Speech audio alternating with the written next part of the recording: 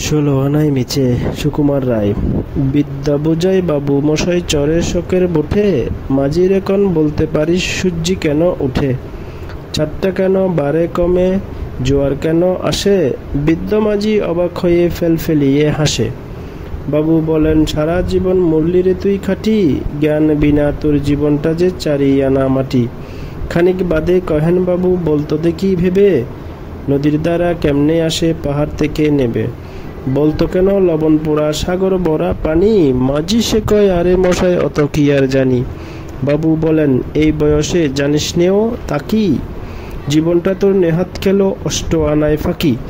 আবার ভেবে কহেন বাবু, বলতো ওরে বুড়ো, কেন এমন নীল দেখা যায় আকাশের ওই চূড়ো, বলতো দেখি সূর্য চাঁদে গহন লাগে কেন, বৃদ্ধ বলে, আমায় কেন লজ্জা দিচ্ছেন হেন। বাবু বলেন, বলবো কি আর, বলবো তোরে কিথা, দেখছি এখনো জীবনটা তোর 12 আনায় বৃথা। খানিক বাদে ঝড় উঠেছে, ঢেউ উঠেছে ফুলে, বাবু দেখেন নৌকাখানি ডুবলো বুঝি দুলে।